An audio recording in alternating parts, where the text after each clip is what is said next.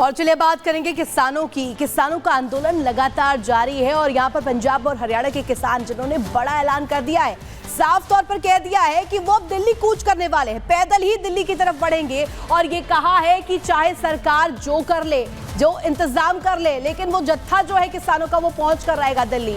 और इसके लिए एक बाकायदे प्लानिंग भी बताई है। किसानों ने कहा है कि 101 किसान इस जत्थे में शामिल रहेंगे और हर एक दिन एक जत्था जाएगा। प्रशासन जो भी कर ले वो जाकर रहेंगे दिल्ली। पूरी रिपोर्ट के जरिए आपको दिखाते हैं खबर।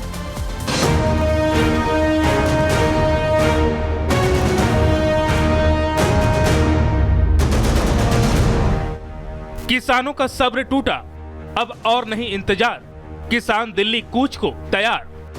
पंजाब के शंभू बॉर्डर पर पिछले 10 महीने से डेरा डाले किसान संगठन दिल्ली कूच करने के लिए तैयार हैं। किसान नेता सरवन सिंह पंथेर ने कहा कि 101 किसानों का एक जत्था शुक्रवार दोपहर 1 बजे शंभू बॉर्डर विरोध स्थल से दिल्ली के लिए कूच करेगा। हमने पूरा देश दुनिया के समक्ष ये ऐलान करके रखा है कि हम जत्थों में जाएंगे और ये भी तय हो गया कि 101 आदमी जाएंगे। उसकी लिस्ट भी मीडिया को मुहैया करवा दी गई, इसमें कोई भी दुचित्ती नहीं है और पीसफुली जाएंगे। यानी शंभू बॉर्डर पर एक बार फिर से किसानों और प्रशासन के बीच तकरार देखने को मिल सकता है, क्योंकि हरियाणा सरकार ने अंबाला में धारा 144 लगा दिया है। बॉर्डर पर पुलिस प्रशासन का कड़ा पहरा है। किसानों के दिल्ली जाने पर रोक लगा दी गई है। शंभू बॉर्डर के पास विरोध स्थल पर नोटिस जारी किए गए हैं। पूरे इलाके में हाई अलर्ट जारी किया गया है। सरकार की सख्ती को लेकर किसान नेता सरवन सिंह पंथेर ने कहा कि अब किसानों के जत्थे पैदल ही दिल्ली की ओर जाएंगे। इसके बाद भी उन्हें रोकने की कोशिश की जा रही है। अगर अब भी सरकार उन्हें मार्च निकालने से रोकती है तो ये उनके लिए नैतिक जीत होगी। केंद्र अथवा हरियाणा की सरकार ये बॉर्डर नहीं खुलने दे रही है, तो इसमें सरकार की बदनीति है।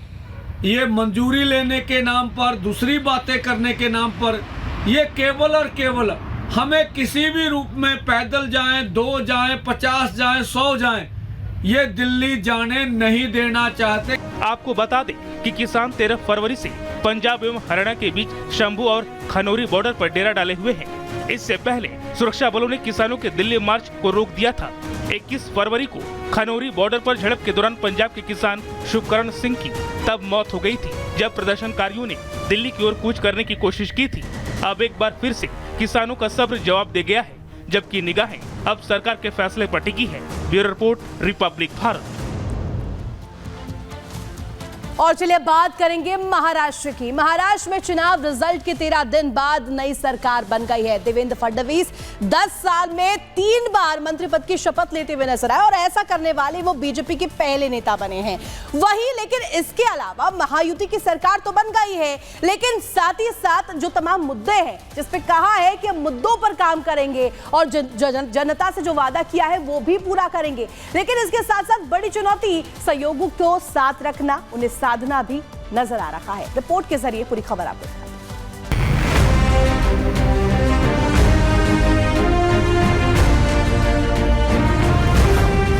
फडणवीस की शपथ, आगे विकास का पथ, मिली बड़ी जिम्मेदारी, जनता को आशा भारी। मेरा पानी उतरता देख मेरे किनारे पर घर मत बसा लेना। मेरा पानी उतरता देख मेरे किनारे पर घर मत बसा लेना। मैं समंदर हूं, लौट कर वापिस आऊंगा।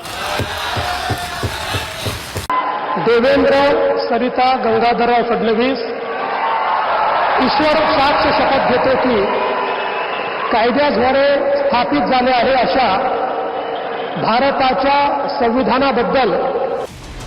वो कहते हैं ना कि हमेशा अच्छा बोलो, न जाने कब मुंह में सरस्वती का वास हो और आपकी बात सच साबित हो जाए। आज ये बात फडणवीस पर बिल्कुल सटीक साबित हो रही है। साल 2019 में सीएम पद से त्यागपत्र देते समय देवेंद्र फडणवीस ने यह लाइन कही थी। ये 2 तस्वीरें इस बात की गवाही दे रही हैं कि समय से बड़ा बलवान कोई नहीं होता। आज जब देवेंद्र फडणवीस सीएम की कुर्सी पर आसीन हो चुके हैं, तब 5 साल पुरानी उनकी लाइन बिल्कुल सटीक साबित हो रही है। देवेंद्र फडणवीस महाराष्ट्र की सियासत में पूरे रुतबे और दबदबे के साथ लौटे हैं। अब महाराष्ट्र की कमान उनके हाथों में है। महाराष्ट्र की सत्ता पर तीसरी बार काबिज होने के साथ ही देवेंद्र फडणवीस ने पहला हस्ताक्षर पुणे के मरीज को 5 लाख की मदद वाली फाइल पर किया। इसके साथ ही फडणवीस ने अपने इरादे साफ जाहिर कर दिए, क्योंकि वो जानते हैं कि विकास ही एक रास्ता है जिससे जनता के दिलों तक पहुंचा जा सकता है। उन्होंने अपनी पहली प्रेस कॉन्फ्रेंस में इस बात की तस्दीक कर दी कि उनकी सत्ता में वापसी हुई है, लेकिन ये सरकार जनता के लिए होगी। जिस प्रकार का मैंडेट इस समय मिला है, मैं ऐसा मानता हूं कि निश्चित रूप से उस मैंडेट का एक प्रेशर, जनता के प्यार का एक प्रेशर हमारे पर है, और मैं उसको महसूस करता हूं कि जब अपेक्षाएं बड़ी होती है तो चुनौती भी बड़ी होती है, क्योंकि लोग आपसे अपेक्षा कर रहे हैं। सरकार संभालते ही फडणवीस ने साफ कर दिया कि यूं तो ये गठबंधन की सरकार है, लेकिन इसके फैसले मजबूत होंगे, और राज्य में गृह मंत्रालय पर फंसे पेच पर भी ये जाहिर कर दिया कि ये पद बीजेपी के पास ही रहेगा और मुख्यमंत्री इस मंत्रालय को अपने पास ही रखेंगे। कोई भी गृह मंत्री बने तब भी उसको ये सारी चीजें सुननी पड़ती है, टीका होती है। गृह मंत्रालय ही ऐसा है कि जिसमें आपको धन्यवाद कम मिलते हैं, गाली ज्यादा मिलती है, लेकिन बावजूद उसके कन्विक्शन के साथ आपको ये मंत्रालय संभालना पड़ता है।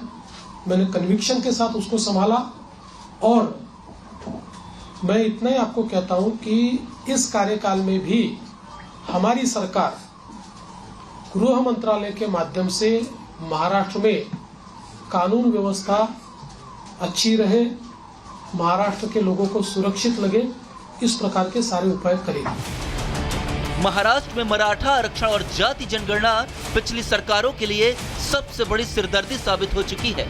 इसको लेकर फडणवीस ने यह साफ कर दिया कि इस विषय को वो ठंडे बस्ते में डालने वाले नहीं हैं। साथ ही उन्होंने ये भी कहा कि इस तरह के मुद्दों पर राजनीति बर्दाश्त नहीं की जाएगी। ये बार बार हमने स्पष्ट की है कि कास्ट सेंसस को हमारा विरोध नहीं है। जो पहला कास्ट सेंसस बिहार में हुआ, हमारे समर्थन से ही हुआ है। हमारा हमेशा इतना ही कहना है कि कास्ट सेंसस को वेपनाइज मत करो। गठबंधन के सहयोगियों के भी गिले शिकवे दूर हो चुके हैं। एकनाथ शिंदे संतुष्ट दिखाई दे रहे हैं। डिप्टी सीएम बनाए जाने पर उन्होंने अपनी सहमति भी जाहिर कर दी है। पहले मैं सीएम मीन्स मैं खुद को चीफ मिनिस्टर नहीं, कॉमन मैन समझता था।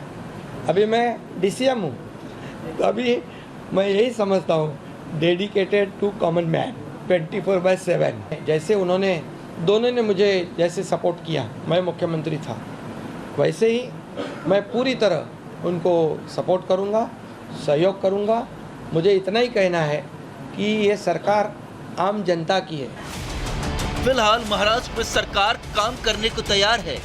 फडणवीस के सामने जनता के सपने को पूरा करने के साथ साथ गठबंधन के सहयोगियों को एक साथ ले चलने की बड़ी जिम्मेदारी होगी।